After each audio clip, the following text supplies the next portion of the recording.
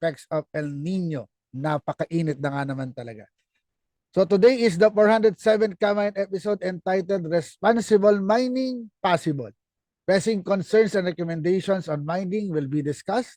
There are existing laws and efforts by government to address the concerns, but how effective have they been in guarding communities and the environment? There is what we call responsible mining, or at least according to the DNR. What is this? Can this be the answer we are all looking for? Let's listen to the stimulating discussions and see if responsible mining is feasible in the Philippines. But first, ladies and gentlemen, allow me to call my co-moderator, Tessa Oliva, Executive Director of Green Convergence. Yes. Hello, everyone. Good afternoon. I'm happy to co-moderate this online forum with a longtime environmental and climate action advocate, Mr. David D'Angelo. Well, he is also a trustee of Green Convergence. Well, we have indeed an exciting topic for today, David. Indeed, And we indeed. have participants coming from various sectors: government, business, academe, socio-civic groups, NGOs, and from the religious sector. Well, this is a good opportunity, a good platform for everyone to be participating. So please participate later on, okay, in our discussions. And to broaden the awareness of the public, as announced, this forum is recorded and is live streamed on the Green Convergence Facebook page. Also, the proceedings will be posted on the Green Convergence Philippines website. So you can take a look at that later on. Tama, Tessa, napakaganda ng ating pag-uusapan and I'm sure maraming magiging katanungan later on and I hope you listen to all of our discussions for today. Okay, ladies and gentlemen, let's proceed. I would like to introduce a dear friend and a very passionate environmentalist. She enjoys sharing her advocacy in the various positions she has held. Executive Director of Partnership for Clean Air, a professor of Miriam College Environmental Graduate Program, and head of PWU's Environment Department. Currently, she is the president of Green Convergence. Ladies and gentlemen, to deliver the opening remarks, please welcome Ms. Victoria M. Segovia. Thank you, David, for that kind introduction. Hello, everyone. Good afternoon. So here we are again discussing the issue on mining, which we have tackled in several Kamayan sessions and other fora in the past. My relatives chide me whenever I discuss the problems of the mining industry in our country. They point to my gadgets and jewelry, and then they say, "Tita, marami sa gamit mo ang galing sa mining." Well, yes, this is true. So I retort back, mining is okay in other countries with vast flat land, but it is not okay in the Philippines because of our geophysical condition. We are dagat at bundok and a narrow strip of agricultural land in between. So, whatever happens in the upland, as when you uproot trees and blast mountains, will have impacts on the land and water systems below. This makes the subject of mining such a controversial and relevant topic in our country. Add to that, the dislocation of upland communities and the indigenous people. So we are lucky to have in our midst this afternoon experts in the field.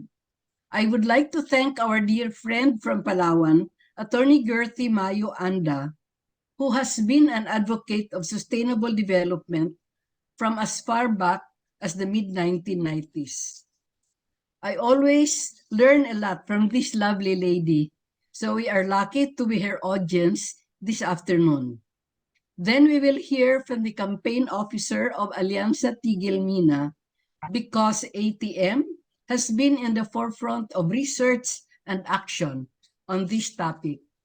We are lucky that our government experts on the issue are with us from the BMB and from the DENR to further enlighten us on the importance of responsible mining to our economy and development as a nation. So, let us take a deep breath, relax, and prepare ourselves to learn from this Kamayan session today. God bless us all. Thank you. Thank you, Miss Vicky. Indeed, napaka-exciting ng ating talakayan today. And at this point, I'd like to describe the program flow for today.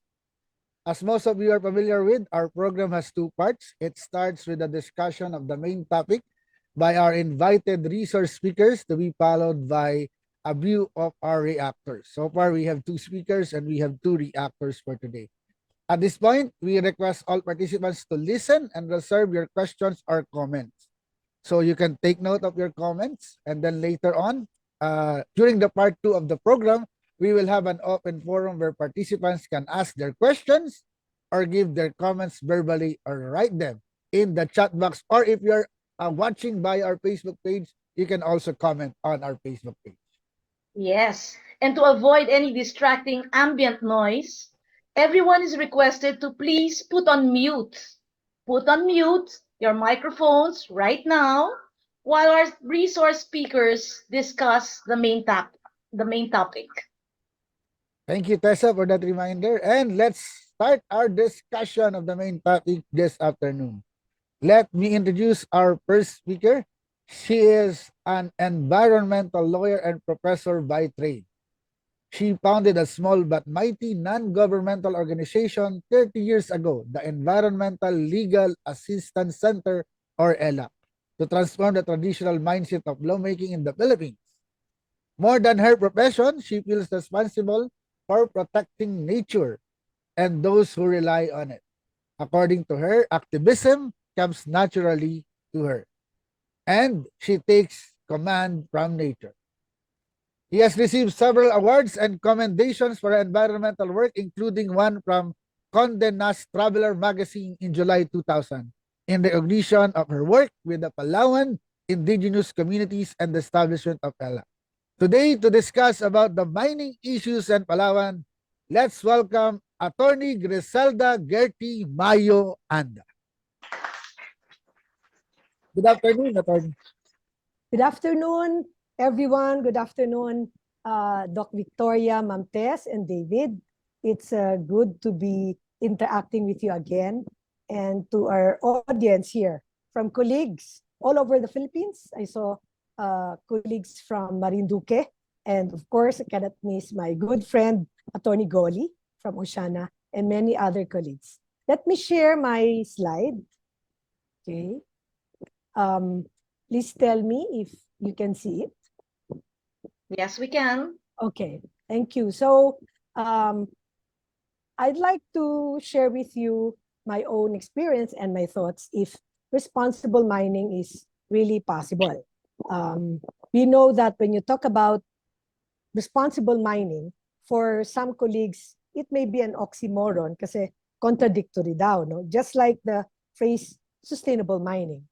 But there are also colleagues who have studied, like the Ateneo School of Government. They did a research years ago on the legal framework, the economics, the cultural impacts, the socioeconomic impacts, and of course, looking into small island ecosystems. So just to share with you some of our insights and thoughts. When you talk about mining in the Philippines, continuing issues and concerns actually confront many of the affected communities. Sa bahagi namin, talagang tuloy-tuloy yan. In fact, in Palawan now, it's more disturbing that there is an increasing, it's like a deluge of mining applications. We thought that years ago, in 2010, when President Benigno Aquino issued Executive Order number 79, institutionalizing reforms in the mining industry and providing for a circular where Palawan will be a no-go zone, that we will no longer have mining applications. But we have to deal with 84 applications at the moment. So on the issues, I'd like to summarize that we do have enough laws, but we also know that governance is an essential part of the implementation because they're only as good as their implementation and enforcement. And I'm showing this slide from Justice Benjamin of Brazil. Sorry, just to share with us that it's not simply just laws, and implementation. It's also making sure that those who implement have accountabilities, are there laws and policies existing that make them accountable if they are not able to exercise their mandates? Are the institutions clear? Is there clarity among the institutions in terms of their mandates? I'm sharing this because that's the sector where I work, and this is part of the things that we continually deal with when we help local communities. Now, I'll start with the Mining Act and underscore the fact that in the Declaration of Policy, it says that the law should effectively safeguard the environment and protect the affected communities, the rights of the affected communities. But what are our concerns? There are so many laws, but we see the rhetoric versus the reality. May batas, pero ang butas ng batas, hindi nga sila napapatupad. Example, in Palawan, we have a special law. We are the only province in the Philippines which provides that all natural forests, so lahat ng natural na kagubatan sa Palawan ay dapat core zone. Areas of maximum protection, that's under Section 9 of Republic Act 7611. But yet, I'll show you in a while that there are special tree cutting permits.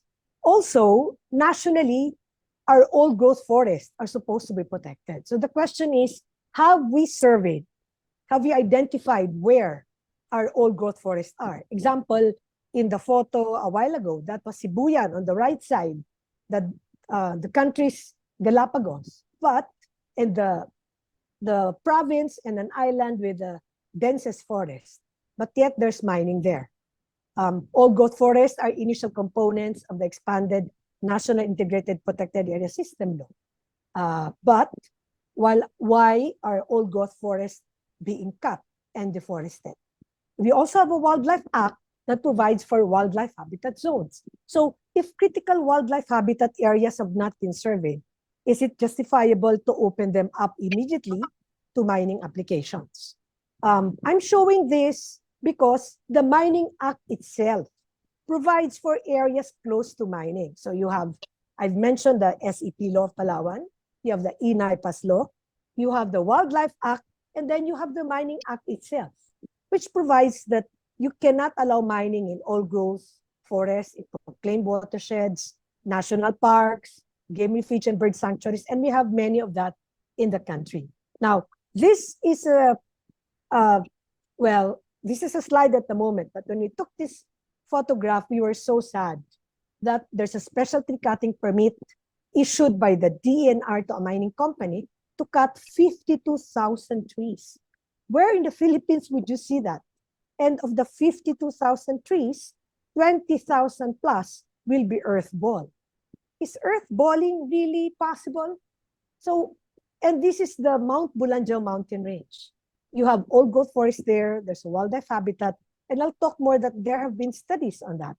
And then, years ago, the DNR issued a special tree cutting permit to a mining company in Brooks Point to cut 27,929 trees. And of that number, 14,000 trees will be earthball. And in our provincial board committee hearing last year, it was shown there that the earthball trees did not survive. So is earthballing really possible? Are we kidding ourselves? Ito ba ay talagang dapat na mailagay sa mga permits? So we're losing our natural forest and old growth forest. And these are just two areas where we saw special tree cutting permits because we do not know how many trees were cut in Española, in Nara, in Aborlan, in Quezon, because there are 7 municipalities in southern Palawan now where there are mining permits already issued and special tree cutting permits. So this is really troubling because we're talking here of the last ecological frontier. So my question is, will we soon become a lost frontier? Will last ecological frontier become fake news soon? Okay, so this on the left side is a small scale nickel mining area. And then now it's subjected to large scale mining operations. And these are continuing operations. And this is a case we lost. If you look at the left side, this is ancestral domain. There's limestone forest there, but then the government allowed it to be quarried as part of the mining applications, and that is how it looks. You had to use the limestone as included in their permit to actually neutralize the sulfuric acid. Okay. Now, this is a picture in Southern Palawan done by the WAVES project, Wealth Accounting and Valuation of Ecosystem Services by the World Bank. So you will see here that there is an MPSA, but there's also the watershed. So it's a watershed, and you need watersheds now, especially with the intensifying heat. But why is the mining operations, why are mining operations still continuing? And that's in Southern Palawan. Now, the second issue, so that's the first. How can there be responsible mining when a lot of our laws on forests are being violated? Second is the lack of transparency, participation, and accountability. And this is governance. For the last few years, we have sought copies of the environmental impact statements, but DNR, Environmental Management Bureau, has denied our access to EIS. They're saying that under their FOI policy or charter, that there are certain confidential data in the EIS. So again, how can we know? And this is supposed to be a public document, and this has to be disseminated to the communities.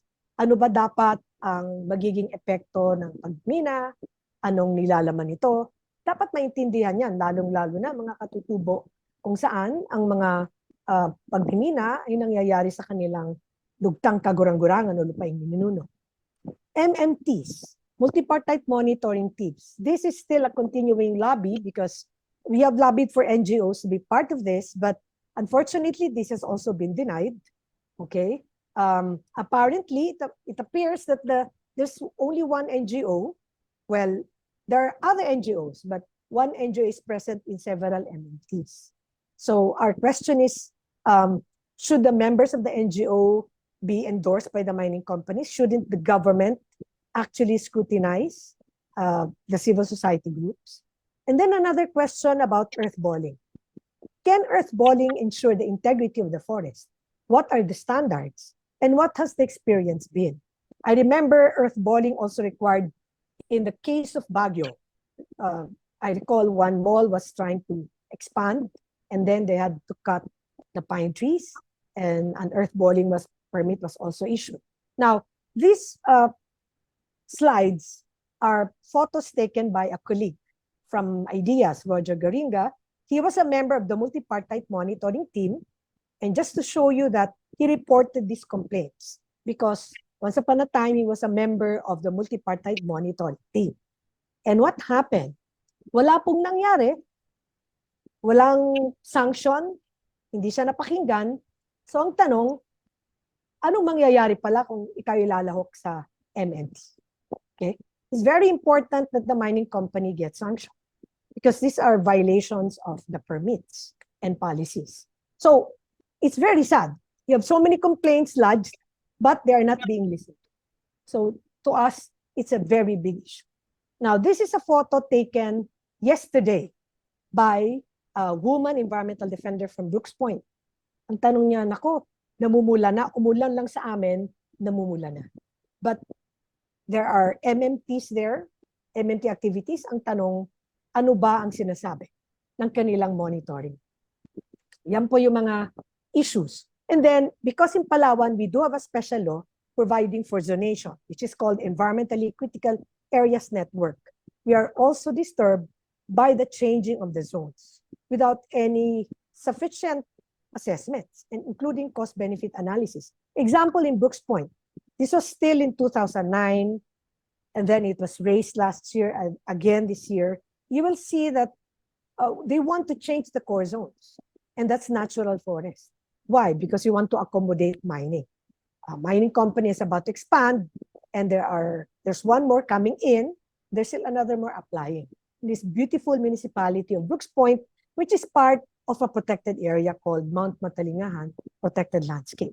So, and unfortunately last week, because it was a 7-4 vote, the local officials endorsed the changing of the zone, and that is something that we need to engage them on, since they are not fully aware, perhaps, of the laws governing our natural forests.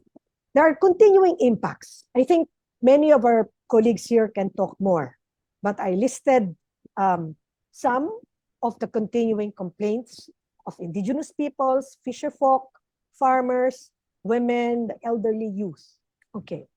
And then when you talk about history, this is data from the government that there are 21 abandoned mines and they all pose environmental and health risk.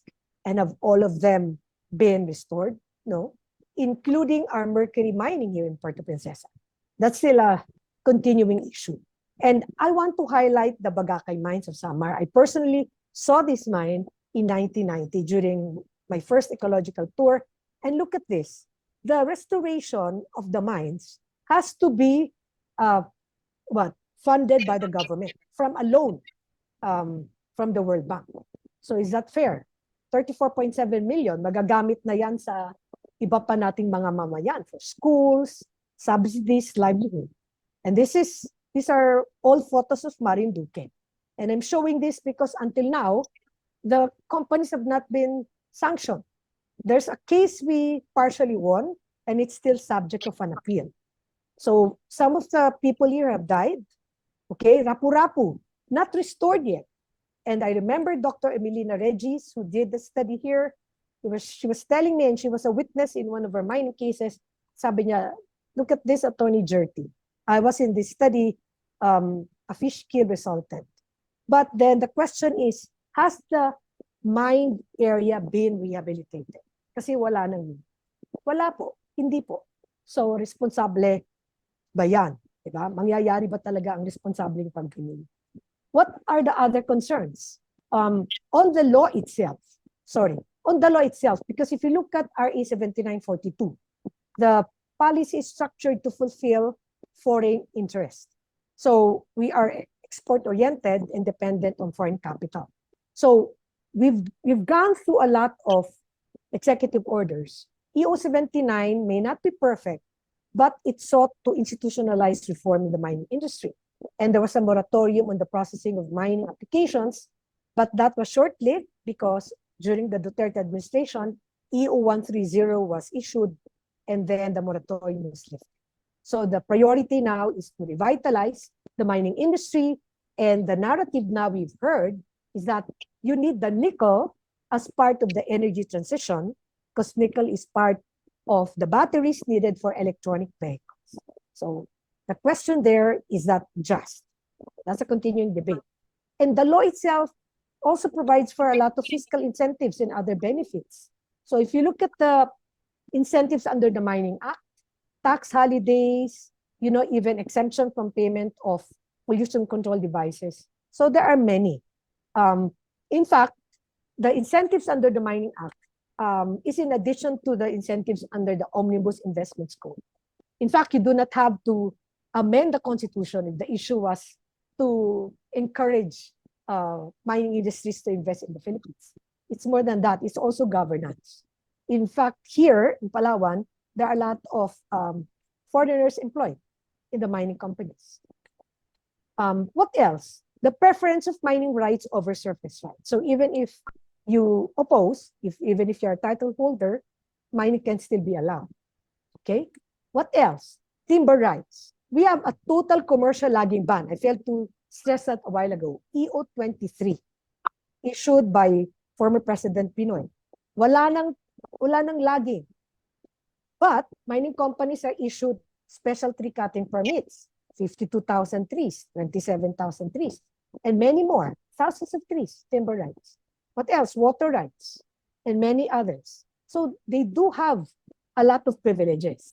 And quoting former Senior Associate Supreme Court Justice Antonio Carpio, he was saying that, sadly, for the last 20 years, as owner of the minerals, we have not received a single centavo because our law itself is deficient. The fiscal regime that we have does not guarantee that we are being paid as owner of the minerals. Excise taxes is from the cost of production. And of course, they will say, Meron kaming social development management program, may royalties. But is that enough? Okay. The Mining Act provides for safety and environmental protection policies, safeguards. And if you look at the slide, you're supposed to respect the position of the local government units. Now, in Brooks Point, for instance, in the comprehensive and land and water use plan, they do not have a mineral zone. But why is the national government issuing mineral agreements there and allowing mining to cut thousands of trees? So basically, you set aside Section 27, okay, and including the powers of the LGUs over their land and water resources. They're supposed to shape their own development path and destiny. Unfortunately, that is not being implemented on the ground. Now, the few photos on the Padcal Benguet, okay? When the Philex Tailings Pond number 3 discharged more than 20 million metric tons of solids, okay, this was a big issue, okay? There was sedimentation and pollution, and we had to take a hard look. Okay, this is what the Mining Act says, that there must be a contingent liability rehabilitation fund, and part of that fund, you have the Mining Rehabilitation Decommissioning Fund, and then the Mine Waste Tailings Fund, Monitoring Trust Fund. So there are many funds, okay? And what did the mining company pay? Okay, the mining company paid 5 million and $500,000 for the Environmental Trust Fund. But what happened? Because of the tailings pond 3, which broke, the government imposed 1 billion pesos as tailings fee, and 92 million for 3 violations of the Clean Water Act.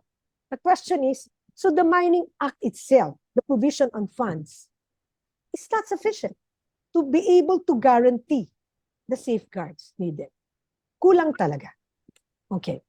What else? Our issues are that there's an argument now that the mining claims have been way ahead of the INAIPAS law. Nauna po sila. May ganitong pananaw eh. Nauna po ang minahan na nagkiklaim, meron na silang mining permits, bago pa ang IPRA law, bago pa daw yung NAIPAS law, at bago pa yung SEP law. But mining permits are not vested rights. Why should they be considered prior rights over protected areas and ancestral domains and critical wildlife habitat areas?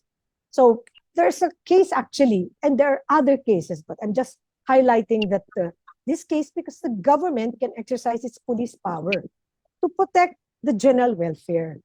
So it's not fair to the people to say that we will give priority to them when we consider the ecosystems, goods, and services that a protected area can provide to make us survive, to make us climate resilient, to make us effectively deal with disasters. Okay, other issues. The monitoring, I already stressed that we do need more people to monitor. And even if communities complain, the problem is they're not responded to immediately. The FPIC processes, we've seen that they have been marred by irregularities. In fact, one complaint has been the subject of a writ of kalikasan, complaint from 2 IPs in Brooks Point. And then on the royalties, the rules and regulations are unclear. Okay, so something that we need to look into. So now in Palawan, from our own local experience, we are troubled and bothered by the continuing increase in the number of mining applications in the last ecological frontier. And yet, we take stock of these studies. In Mount Matalingan Protected Landscape, for instance, you have a study on total economic valuation, which says that if you allow mining, government will earn 15 billion. But if you will protect the area, the value of environmental goods and services is 266 billion. So kung timbangan po yan, 15 billion versus 266 billion, kailangan maproteksyonan yung natitirang kagubatan, buhay ilang, tubig kanlunan. Okay. And we do have a study as well. So that was 2008 and 9, updated also in 2013. But there's a study in the area of Pulanjak. Okay. And again, the experts were saying that the value of the forest outweighed the benefits that could be derived from mining 676 hectares of the forest. And yet, you have a special tree cutting permit that will allow the cutting of 52,000 trees. Okay, imagine that. And this is a study still in the Bulanjao area. I just want to show, can have these slides made by the government and our scientists that show that there are endangered species in the area of the municipality of Rizal and also affecting which is covered by the Bulanjao Range. So you see that there's old growth forest, but there's an MPSA already issued. Okay, there are ecosystem services there. They did a study of the plants and the animals there.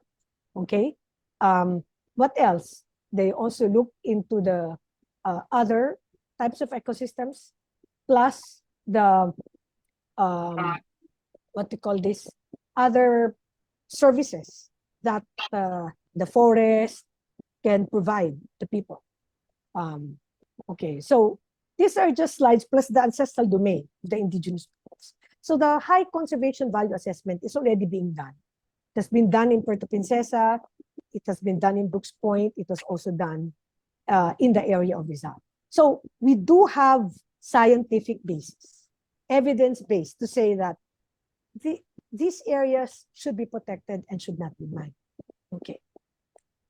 So our recommendations to actually bring to closure my sharing, we need to push. It's been more than 15 years already to convince our leaders that it's time we take a hard look, assess the current mining law, and come up with a new law that will take into account biodiversity services, ecosystem services, climate, even the rights of women and children, and also the use of cost-benefit analysis. The rules on royalties are also very important. We need to review the social development management plans and programs. We need to also enable citizens to access the environmental impact statements. We need to push for third-party audits. During the time of Secretary Ma'am Gina Lopez, former secretary, she suspended several mining companies. Some of them were from Palawan, but they're back operating again. So it's sad. You've never had an opportunity to actually take them to task. Okay? So in the end, we weigh this. How can you achieve responsible mining when in the last 30 to 40 and 50 years, our communities affected have to bear the cost of mining? And our laws are still deficient. The safeguards may be there, but they're not well implemented. So I'll end my talk and I will say, maraming salamat po. I'm showing this slide from Mount Matalingahan to always remind us that we are doing this because we are stewards. And we have to make sure that the wildlife, the forest, the people affected, we do not have a rights of nature law yet, but we need to be their voices. Thank you very much. Mabuhay po. Wow. Nako, Attorney Gerthy, that was something, talagang the realities that we see with our present laws and how it is implemented, no? But anyway, we can discuss that later. We will now go to our second speaker. He is the campaign officer of Alianza Tigil Mina, a nationwide alliance of mining affected communities. Okay, that's ATM. He worked for more than a decade as a researcher and information officer at Philippine Human Rights Information Center. He also served as the chief staff of Congressman Barry Gutierrez of Akbayan Party list in 2013. And most recently, he became the legislative and political staff of Senator Laila de Lima. Wow. Okay. We're happy that he's with us today to talk about the effectiveness of Philippine mining laws. Ladies and gentlemen, Mr. Bernie Larin. Good afternoon po. Ay, Afternoon. mag-share lang po ako ng screen.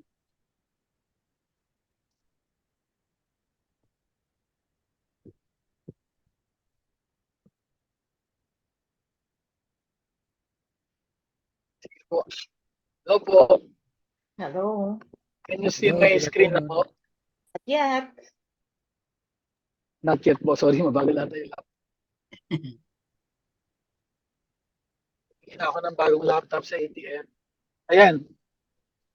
Yun. Diyan na. Sige po. So, as mentioned po ni Ma'am Tess, hello po, Attorney Jerty, Attorney Golly, saka po kay Ma'am Tess.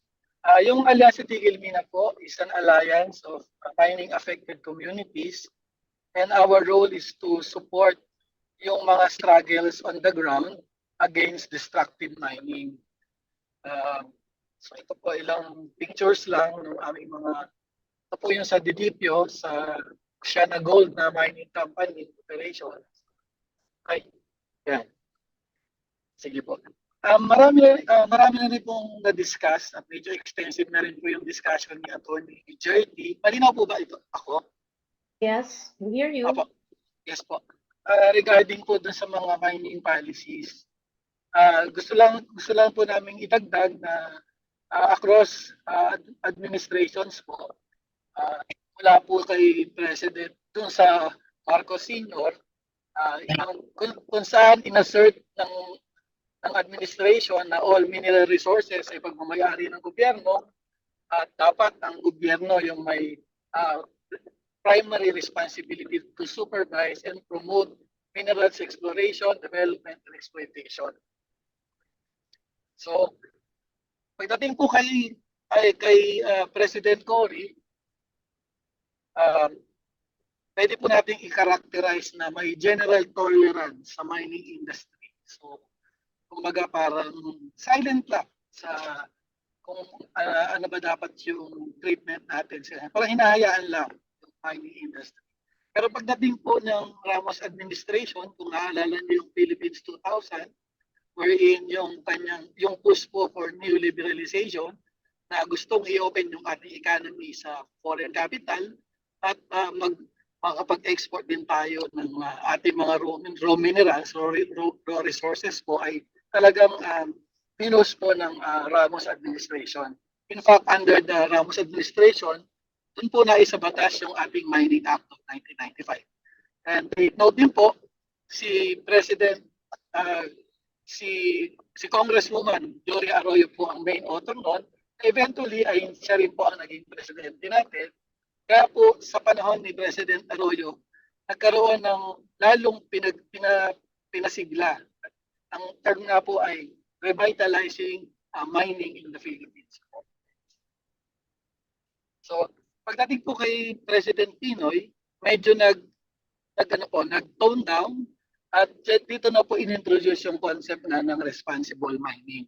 At yung nabanggit po kanina ni Attorney Jerty, yung Executive Order number 79, which attempted to enforce more regulatory framework and processes para ma-ensure yung safety at yung environmental protection kahit na mayroon pong mining. And now, yung katatapos lang po ng Duterte administration, ironically, kahit na po hindi maganda yung record sa human rights dahil sa war on drugs ng Duterte administration, dahil sa pag-appoint po ni Presidente Duterte kay Secretary Gina Lopez, nabanggit din po yan ni Attorney Jerty kanina, ay nagkaroon ng hope yung mga environmentalists. Kasi nga, naging aggressive si Secretary Lopez doon sa pag-pursue ng mga reforms within the MGB, within the DNR, to ensure na yung mining ay hindi makakasira sa kalikasan. So nabanggit po kanina yung mining audit, tapos during that time ay may mga sinuspento o kinancel na mga mining contracts. Kalagay dito ay 11 mining operations po yung pinahinto na based on mining audit ay nag-commit ng mga violations. Ang problema, kung maalala nyo, Secretary Lopez was not confirmed by the Commission on Appointments of the Senate. Siya ay napalitan ni Secretary Joyce Simatu. So dyan na rin po nagsimulang mag-reverse yung mga policies ng government regarding mining. So yung mga gains po natin during Secretary Lopez term ay nabaliktad na po yung pag-lift dahil yung moratorium on open pit mining, yung moratorium sa mga bagong mining applications ay tinanggal na po. At ito na po ngayon, inilabas na yung at through Executive Order 130 po. Yan na po ngayon ang dominant na aside from the Mining Act, yan po yung dominant ngayon na policy natin on mining. So eventually po, dito po kay PBBM, kay Marcos, ay ganun pa rin po yung keywords na pinopropose. Yung revitalization pa rin po ng mining industry.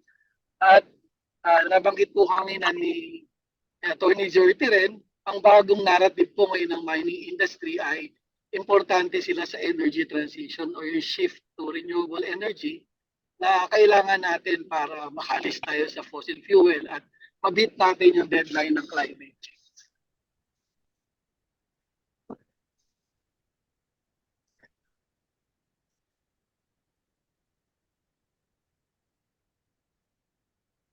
So, nung na-list po yung para sa dun sa mining applications, marami pong mga bagong mga investors na nagtayag ng interest na pumasok ulit sa. At yun nga po, yung tinatawag po natin critical minerals na kailangan for solar power, for wind power ay napakataas po ng demand ngayon sa global market. Kaya tayo ay nape-pressure na i-open ulit ang ating mga kabundukan para po sa pagmimina ng mga minerals na to. Example po nito ay nickel, cobalt, lithium, copper, na tayo po ang isa sa mga top na mayroong reserve. Ito po ilang mga data on the mining application, mining contracts po ngayon. Ayan po yung sa FTAA, yung numbers. Ito po yung allowed yung 100% ownership. So, pwede ko po i-share yung presentation later. Ito po ang bago sa mining industry ngayon. Nagsimula po sila siguro mga late 2000, ang tinatawag po na offshore mining and seabed quarrying. Pero siguro po ngayon lang natin nadidinig, pero as early as 2010 ay nakapag-approve na po ang ating gobyerno ng 11 large-scale offshore mining project. At 5 seabed quarrying permit, ito po ay para i-supply yung panambak for the Manila Bay Reclamation Projects at saka po yung Bulacan Airport. So, mamaya ibalikan ko po itong tungkol sa for your information din po, by our count, meron na 101 na offshore mining applications sa buong bansa, from region 1 to 8 po yan. At ang primary target po ay black sand or magnetite iron. At ang lungkot po rito, as I said, 2010 pa nag-approve. Pero ang tanong, nagkaroon na po ba ng comprehensive study regarding sa anong possible impact nito sa marine ecosystem natin? Ang sinasabi po ng actually meron na pong hiwalay na Chamber of Mines sa mga offshore mining companies na natayo noong 2019. At ang sinasabi po nila, payagan daw po natin ng offshore mining kasi ito ay mas environment friendly dahil kukunin mo lang naman sa dagat yung minerals. Hindi ka puputol ng puno, hindi ka bubutas ng bundok. Pero ang tanong, wala bang ecosystem, wala bang organism sa ilalim ng dagat na maapektuhan? So, at this early po, namomonitor na po namin sa mga seabed quarry areas like Cavite, Zambales, yung impact po sa mga mining isda at yung impact sa coastal resources nung ginagawang pagbuhukay sa dagat. Naramdam na po ang coastal erosion, noise pollution, doon po sa mga areas na naman. Ito po, sa ngayon po ay suspended ang mga reclamation projects, pero 175 po ang pending applications na nasa PRA ngayon. Bakit ko po ito binabanggit? Kasi nga, as I mentioned, bawat reclamation project po ay may seabed quarrying permit na kaakibat. So kung saan nila huhukayin yung itatambak. Sige po.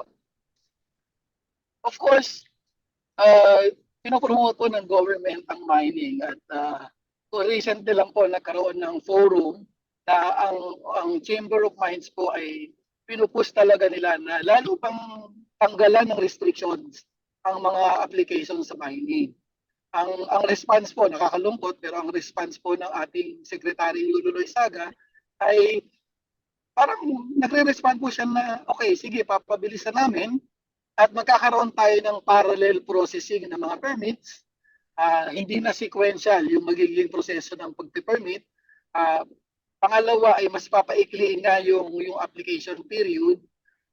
Kaya hinihintay lang po natin kung talagang maglalabas sila ng bagong administrative order para i-formalize yung sinasabing fast tracking ng mga permits.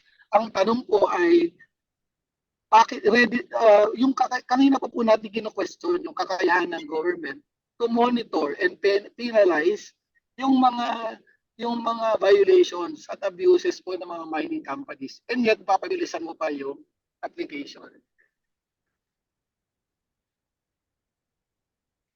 So ito po, I'm sure familiar na po yung iba sa inyo rito na despite ang pagpopromote ng government sa mining ay 1% pa rin ang kanyang contribution sa ating GDP, whereas ang tinetreten niya ay 18 to 20% ng contribution sa economy ng agriculture, forestry, water resources, and fisheries.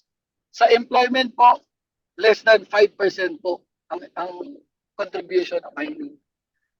So ito pa po yung hindi nakokolekta na 1 billion na tax from the mining company. At ang huli po, dahil nga po sa pagpupush ng government sa mining projects, kapag po pumutol yung ating communities ay napaka-common po ngayon na nire-red tag yung ating mga advocates sa community po. Yan.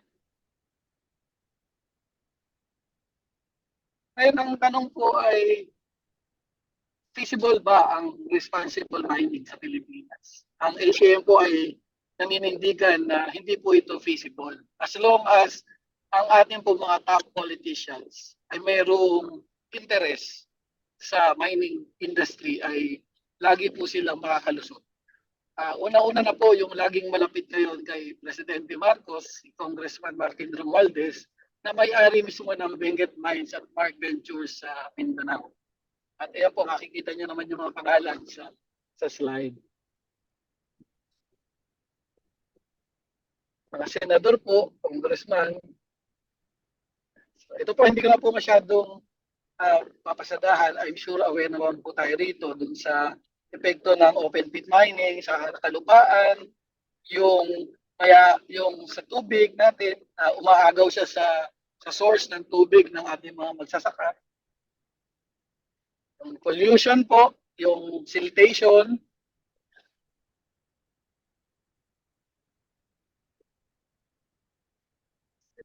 yan po yung mga mining disasters. Recently po, ang nasa news ay yung sa Surigao Norte na mayroong isang tailings dam facility na hindi naman bumigay pero na-compromise yung stability. Ano po. So nagkaroon ng cracks at nagkaroon ng mga ng threat na bumigay yung mismong tailings facility. Ito po yung nabanggit natin kanina, yung epekto rin sa human rights, yung pong mga nasabi po ng Global Witness na ang Pilipinas ang isa sa pinaka-dangerous place sa Asia para maging envoy and human rights defender. 2022, 11 po ang na-record na napatay dahil tumutol sa mga destructive projects. At ayun nga po, common ngayon yung red tagging. At kung naalala nyo, yung dalawang advocates na nawala sa Bataan last year at this year po yung sa Pangasinan din, na parehong nagka-campaign against offshore mining and seabed quarrying. So ito po, medyo patapos na. Ito po ang posisyon ng APM sa responsible mining. Hindi nga po talaga, fake news po ang responsible mining sa context ng Pilipinas. At sa nabanggit na rin po kami ni Attorney Jerty na wala pa po kaming nakita na na mining na na-rehabilitate talaga. At siguro po, dun pa lang sa simula ng pag-operate ng mining, kung siya ay talaga responsible mining, dapat nakukuha niya yung totoong consent ng mga affected na mga mamamayan. Pero napaka-common din pong kwento na hindi po talaga, halimbawa po, nagpunta po kami sa Cavite, sa yung mga affected po ng seabed quarry, tinanong namin sila, na-console ba kayo dyan sa gagawing pag-uukay sa dagat sa harap nyo? Ang sagot po nila sa amin ay, hindi, nagising na nga lang kami rito, nandiyan na yung mga barko na yan eh. Hindi nga namin alam kung para saan yung mga barko na yan. So, ganun po yung ilang anecdotes regarding pagkuha ng consent sa ating mga affected communities. So, hindi ko po ito masyadong i-discuss in the interest of time. Pero ito po yung aming mga panawagan. Una, magkaroon ng moratorium muna sa lahat ng mga large-scale mining operations, including yung mga offshore mining, pending magkaroon tayo ng mining audit. Yung mining audit po na ginawa ni Secretary Gina Lopez ay that was 8 years ago. So I'm sure marami na pong nabago doon. Pangalawa, i-reimpose yung ban sa open pit. Pangatlo, nabanggit po ito ni Attorney Jerty kanina, i-repeal na ang 1995 Mining Act. At isabatas na yung Alternative Minerals Management Bill. Tapos, kailangan na rin po palitan yung Executive Order 130 na nag-reverse nga po mga mining policies o mining victory, yung mga victories po natin sa against the mining industry panahon ni Secretary Gina. So, yun lang po. Maraming salamat po. Thank you, Sir Bernie Larin ng Alyansa Tigil Mina. Sadyang napaka tumitindi yung ating mga usapin at mga issues na kailangang pag-usapan. And of course, Ma'am Tessa, hindi mawawala. Kasunod nito, napakinggan natin yung mga inihain sa atin ng ating mga resource person. And now, we will go to our panel of reactors to give their reaction to what our resource persons have stated. Let's first introduce our first resource person. She took up Master of Forestry at the La Salle University. Her fields of specialization are protected area and other conservation areas, management and policy advocacy and partnership. Currently, she works as a supervising ecosystem management specialist, officer in charge under caves, wetlands, and other ecosystem division or CAWED, Biodiversity Management Bureau, the Department of Environment and Natural Resources. Let's welcome OIC Juby Ladisla. Our first, Good afternoon. Good afternoon po. Yes. Clear po ba ako? Good Yes po. afternoon. Loud Yes. and clear. Yes. Thank you, Sir David. I'm going to share our efforts and program on mining. And before I start with my presentation, may I request for us to share our screen. Yeah.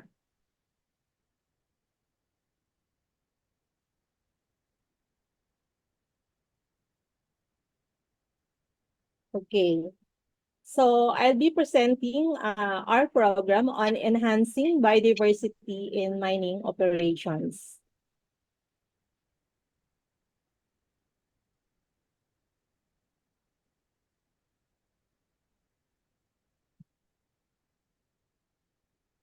Nakashare na po ba yung screen namin?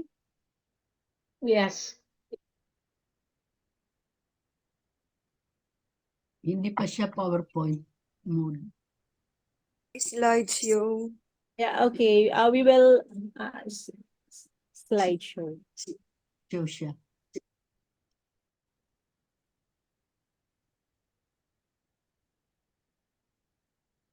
Sa baba. Yeah. So, nakikita na po siya. Yes po, okay na. Okay, thank you. So, before I start with my presentation, let me share first I would like to introduce our office. So, next slide, please. Yes. So, we are the Biodiversity Management Bureau, and we are one of the sub-bureaus of the Department of Environment and Natural Resources. And our vision is for Philippine biodiversity that provides natural resiliency and sustained benefits for all.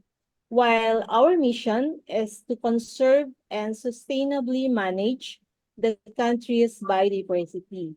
Hence, we are mandated to protect the country's biological diversity and to properly manage and conserve its resources as well as the ecosystem services they provide. And we are currently implementing our three major programs, which are protected areas and ecosystem management and protection, which includes caves and inland wetlands. And another is the wildlife protection and conservation. And next is coastal and marine conservation. So the Philippines, as one of the 17 mega diverse countries on the planet, it hosts about 70 to 80% of the world's species that comes in great concentration of unique species per unit area in the world.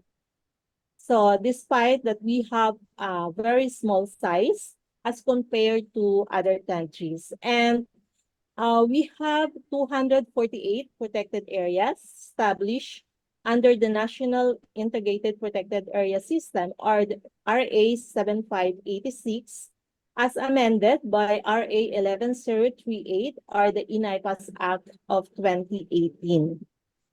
And we have approximately 8 million hectares of protected areas in the Philippine territory.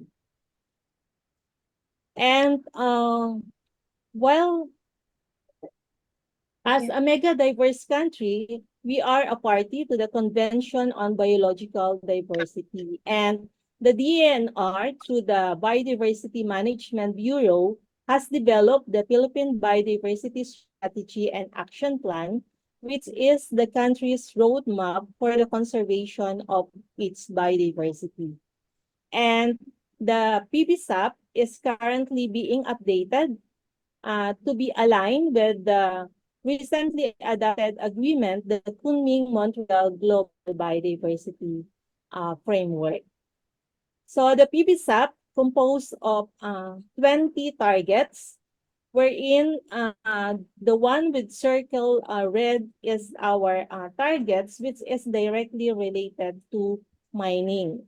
Target 10, which is to manage key threats to biodiversity. So in the PBSAP, we identified mining as one of the drivers of biodiversity loss. And the other targets encircled in green are the indirectly related targets on mining, like enhancement of ecosystem services, yung 14 on the restoration of ecosystems, 17 on biodiversity conservation and management, and lastly on the increase of protected areas and other effective area-based conservation measures. And we have policy frameworks where we anchored the mainstreaming of biodiversity. So under the international framework, we have the Convention on Biological Diversity, which mainstream biodiversity conservation. And another one is the in the ASEAN. So we have the ASEAN Mineral Cooperation Plan 2016-20 to 2025, which promotes environmentally and socially sustainable mineral development. While at the national level, we have the Philippine Development Plan and the Philippine Biodiversity Strategy and Action Plan. So regarding the we would like to translate the global frameworks, which is the Kunming-Montreal Global Biodiversity Framework, into local action. And we would like to, in order for us to meet the targets of the vision of the Kunming-Montreal Global Biodiversity Framework, we have 4 goals. One is maintaining, enhancing, or restoring ecosystems. Another is sustainable use and management. Next is fair and equitable benefit sharing from the use of genetic resources, and digital sequence information on genetic resources of traditional knowledge associated with genetic resources. And finally, equitable access to all parties of adequate means of implementing the Kunming Global Biodiversity Framework. So the Kunming Montreal Global Biodiversity Framework composed of 23 targets. So related to mining are targets 2 on ecosystem restoration, target 7 on the reduction of pollution, target 10 on sustainable management of agriculture, aquaculture, and forestry, target 14 on mainstreaming biodiversity, 15 on private sector engagement, as we would like to engage also mining companies in the conservation of biodiversity. And then target 20 on strengthening capacity building and development. So it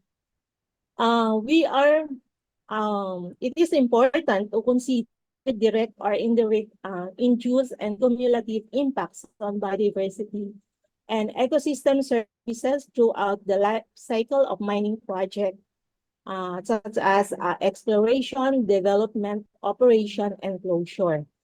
And we are advocating responsible mining by strengthening environmental and social safeguards through compliance to existing laws, rules, and regulations, and safeguard the integrity of the environment and affected communities.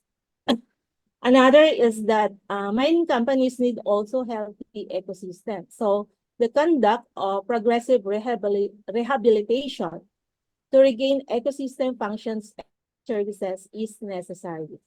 And finally, we have the mainstream biodiversity and contribute to biodiversity conservation. So of course, we are mainstreaming biodiversity in mining operation.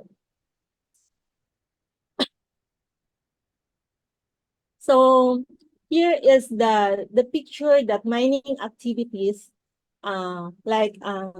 mining activities can occur in remote environments where local communities engage in agricultural practices or sustainable livelihoods based on surrounding natural resources. And we want to communicate that biodiversity is vital for all people and the community as they rely on the services and the resources provided by biodiversity. Excuse me. And there is also a need to have an understanding on the importance of biodiversity conservation and rehabilitation in mine-out areas. And of course, on managing the risks and impacts on biodiversity must be a priority, taking into consideration the hierarchy, such as in avoiding impacts to biodiversity, minimize the impacts on biodiversity and ecosystem, providing additional compensatory rehabilitation. And then if there are impacts that occur, we need to rehabilitate and restore. And of course, when significant impacts remains, we can consider offsetting. So The DNR issued Administrative Order number 2022-04 entitled Enhancing Biodiversity Conservation and Protection and Mining Operations. So the DAO was issued in pursuit to the objectives of the Philippine Biodiversity Strategy and Action Plan to mainstream biodiversity in all sectors of the society, which included the mining industry. And through this DAO, we envision that we will have a sustainable and responsible mining in the Philippines. So it aims first to provide adequate measures for responsible mining towards ensuring biodiversity conservation and protection. And second is to promote sustainable development and utilization. So these are the key recommendations from the DAO. So of course, we would like to reiterate the conduct of progressive rehabilitation. So once there is development conducted in the area, another one is the rehabilitation for ecological restoration, as we need to restore the areas which are developed, not to its original state, but at least closer to its original condition. Another is rehabilitation for other purposes. So this depends on the land use or the classification of the area. What will be the final land use of the area after its closure? And then another one is the establishment of the reference ecosystem. So we are rehabilitating, which we would like to, which is leaning towards closely mirroring the original state of the mining area. So we would like to set aside, mining companies to set aside at least 5% of their mining areas as reference ecosystem. And another one is additional compensatory rehabilitation, wherein areas that are considered habitats of Philippine dipterocards or wildlife habitats or areas which are critical for ecosystem services, additional compensatory rehabilitation should be conducted. In this slide, we would like to highlight that in order to enhance biodiversity conservation and protection in mining operations, progressive rehabilitation should be conducted in all stages of mining operations. So from from exploration to development and utilization until the closure and the commissioning and rehabilitation. And then in all the environmental plan for various stages of mining, so under section 6.1 is integrating biodiversity measures. So in summary, these are the biodiversity measures that are provided in the DAO, such as the use of indigenous or native species for the establishment of vegetation to promote or return in migration of wildlife in the area.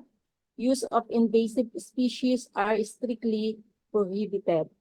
So then there is also the gradual replacement of all exotic species, especially those that are considered invasive alien species.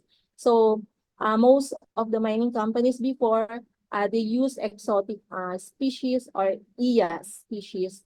And now they are gradually replacing those species. Another is avoid disturbance to critical wildlife habitats, especially when they are nesting sites, roosting sites, or feeding and breeding grounds of wildlife species. And then there is the strict enforcement of the provisions of the Wildlife Act on hunting, collection, or injuring wildlife species, and of course, there is a need for the establishment of water lines as source of water for planting and the rehabilitation sites.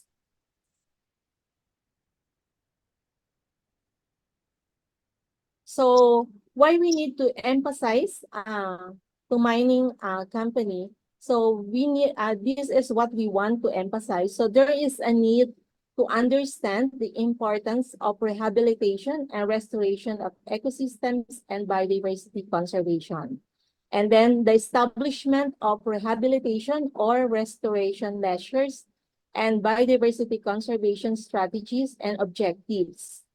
And then monitoring and reporting of mine site rehabilitation and biodiversity conservation performance, manage risks and impacts to biodiversity, and then of course, the objective of rehabilitation to be a self-sustaining and resilient and develop biodiversity program to rehabilitate and restore ecological functions and services. So these slides only shows an example of the progressive rehabilitation. So of course, there is a need for the soil profiling, the establishment of vegetation, and of course, finally, the reintroduction of missing habitat or components of wildlife. Next slide. So this one refers to the establishment of reference ecosystem. As mentioned earlier, at least 5% should be allocated for the establishment of reference ecosystem. And if there is no applicable area within the mining tenement, so they can set aside reference ecosystems in an area 1 kilometer away from the tenement. And then this reference ecosystem shall serve as benchmark or source of propagules for restoration activities.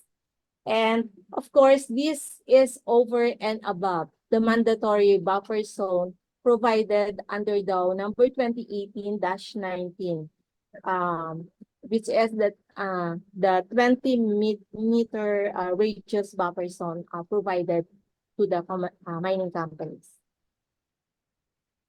And of course, under section 6.5 is the rehabilitation for ecological restoration. So mined out areas which are originally forested and are deemed necessary for conservation of critical ecosystems shall undergo rehabilitation for ecological restoration.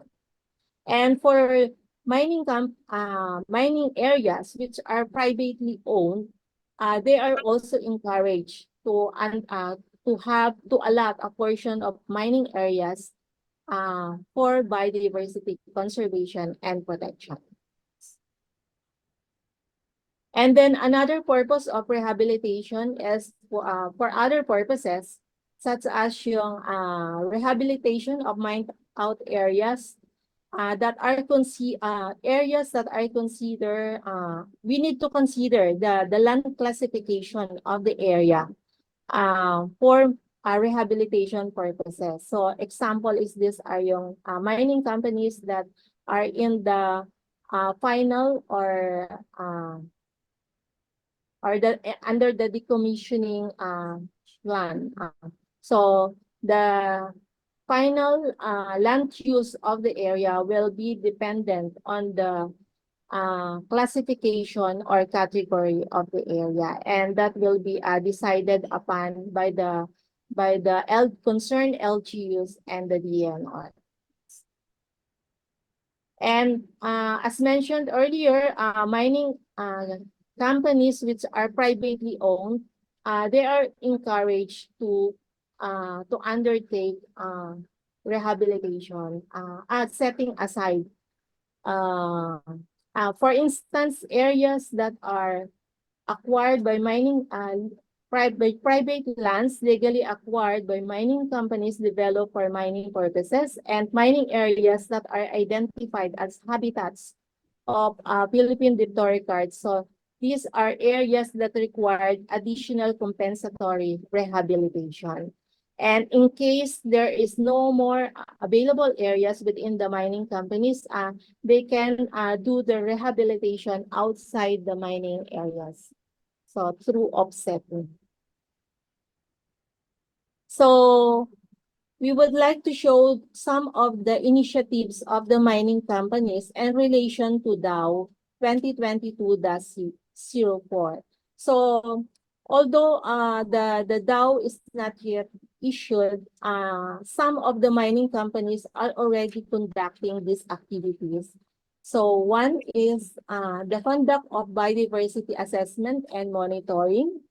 Another is the inclusion of baseline or current information on biodiversity resource or information and their environmental protection and enhancement program and their final FRMDT and IEC program. And then they are also conducting progressive rehabilitation, conserving the topsoil for their rehabilitation activities, and then establishing slope stabilization.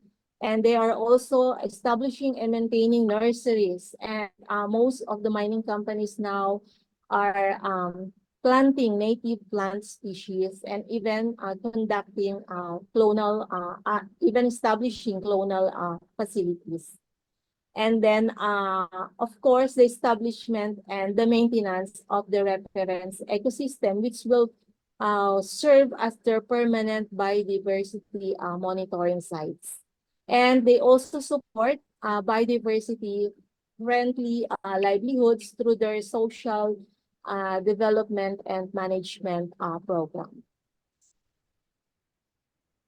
So this is just an additional mitigating measures for any developments within or with close proximity within protected areas or Ramsar sites. So last March this year, the DNR Secretary issued memorandum to all or directing that strict monitoring of existing structures and approval of environmental compliance certificates for projects within protected areas. So no projects will be approved without the undergoing first the ECC. And then another one is DNR Memorandum Order number 2023-04, which provides additional guidelines for projects applying for ECC. And then yes, especially those areas that are near or within protected areas and Ramsar sites.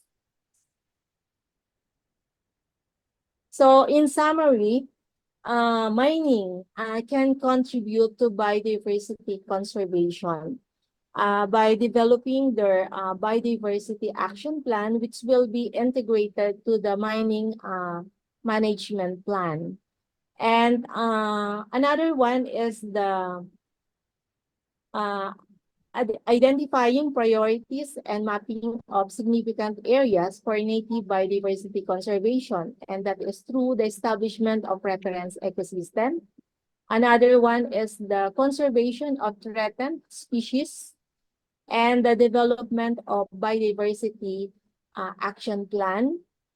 And then assessing the impacts to enable minimization, mitigation, and rehabilitation, and setting up biodiversity objectives through activities like the reintroduction of key flora and fauna species and the protection of designated high conservation value sites.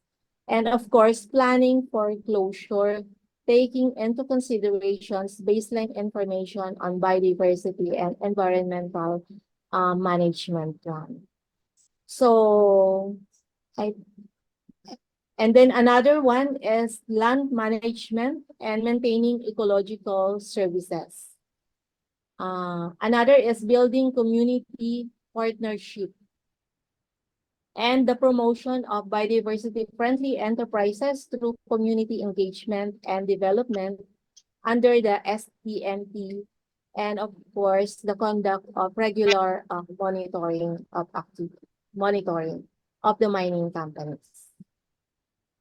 So that will be all, and I would like to end with the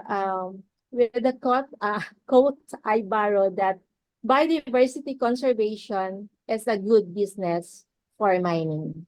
Thank you. All right. Thank you, Miss Louie Ladisla, for those updates from DENR. Okay, actually, we've invited several also to be reactors. One was our Senator Hontiveros, but unfortunately, she has another engagement. She's in Dumaguete right now. But they are asking that we give a copy of our of this forum to their office so that they can also be updated on what happened here. We also invited Attorney Danilo Oikieng, who is the Director of Mines and Geosciences Bureau. Unfortunately, he is also out of the country. We were hoping that there would be someone from DNR. We thought it would be Yusek Carlos David, but unfortunately, I think we got a misinformation.